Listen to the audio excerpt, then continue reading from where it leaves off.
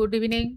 हर week की तरह इस वीक भी मार्केट का एनालिसिस करना बहुत ज़रूरी है, क्योंकि मार्केट में बहुत सारा चेंजेस दिख रहा है।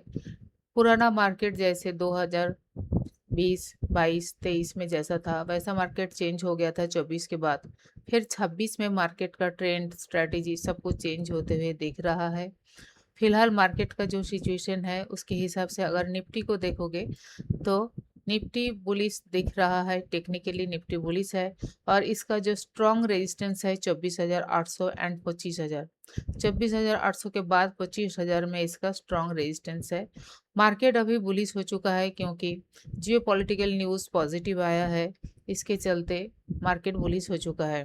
सच बात तो ये है, न्यूज़ जो है वो मार्केट को लास्ट मोमेंट में ले जाके देता है। मतलब मार्केट धीरे धीरे नीचे से ऊपर चलते हुए आया है और जब हाई लगाना होता है, जब वहाँ से पैनिक सेल जैसे होता है, पैनिक बुलिश भी होता है। और आज जो हो रहा है मार्केट में ये है पैनिक बुलिश। ये पैनिक बुलिश खत्म हो जाएगा मार्केट में। मार्केट को ना इन जनरल चलने के लिए मार्केट में और एक यहाँ पे 22,900 या 23,000 सपोर्ट के पास ये जो गैप है, इस गैप को फिल करके यहाँ से चलना चाहिए। हो सकता है फिर नया कोई न्यूज आएगा और उसके बाद मार्केट को 24,800 से ले आएगा और 23,000 से सपोर्ट से फिर से इसको रिटेस्ट करके कोई लेवल रिटेस्ट किए बिना मार्केट को ऊपर ले गया है।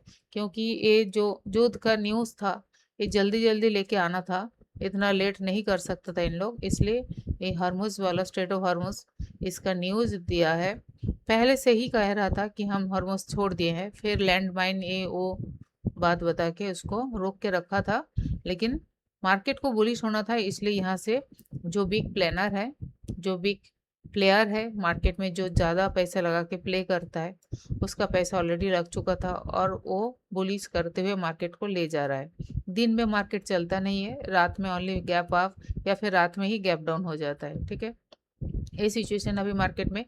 और ये जब तक America president mister Donald Trump रहेगा तब तक शायद हम लोग ये सब देखते रहेंगे। ठीक है, आपका कैपिटल बचा के रखना है, छोटा मोटा लॉस लेके ट्रेड करके छोड़ देना है। ट्रेड नहीं करोगे तो भी अच्छा है। मैं बार बार कहती हूँ, अगर आपको आपके स्ट्रेटेजी के अनुसार ट्रेड नहीं मिल रहा है तो आप ट्रेड मत करो और कुछ काम कर लो। फिलहाल मार्केट में नहीं रहोगे तो कोई दिक्कत नहीं है। और ये यहाँ से मार्केट में एक बार रिटेस्ट हमें चाहिए, उसके बाद ही हम इसमें बुलिश हो सकते हैं। ऐसा भी शेप में मार्केट कभी भी बुलिश नहीं होता है, एक डब्ल्यू पैटर्न बनना चाहिए। तो ये लेवल है, इस लेवल को इसको टेस्ट करना है, उसके बाद ही मार्केट ऊपर चल सकता है। जब तक ये लेवल टेस्ट नहीं करता है तब तक मैं मार्केट में बुलिश नहीं हूँ। और ये लेवल जैसे ही आके टच करेगा कभी भी तो मैं बुलिश हो जाऊंगी और स्टॉक्स या फिर कहीं पे भी पैसा लगाने के लिए मैं रिकमेंड कर सकती हूँ। कहाँ से कैसे क्या खरीदना है नहीं है।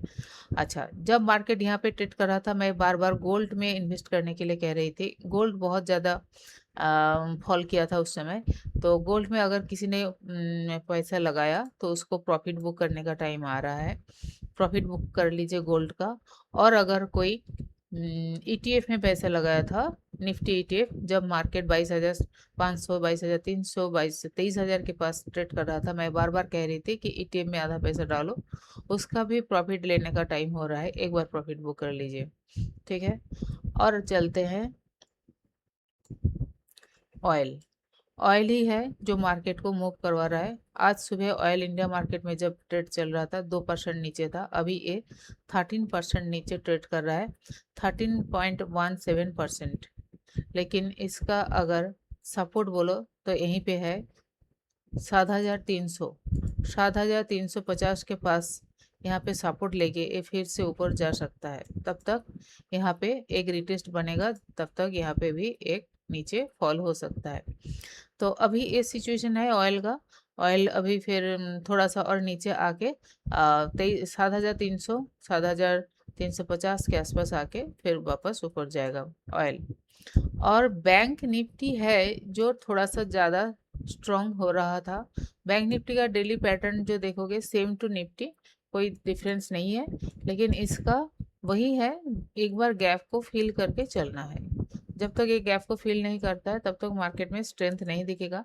इंट्राडे में डेली चार्ट में मैं देख रही हूँ, अगर आप इस तरह शॉर्ट टाइम में देखोगे ना, इसमें चलने के जैसे मतलब कैंडल बनाने का मन नहीं है, जबरदस्ती एक एक करके कैंडल बना के ले गया है ऊपर, मार्केट को सिर्फ बुलिश दिखाने के लिए, मार्केट बुलिश है, बस ऐसा कैंडल देखने के लिए मिल रहा है।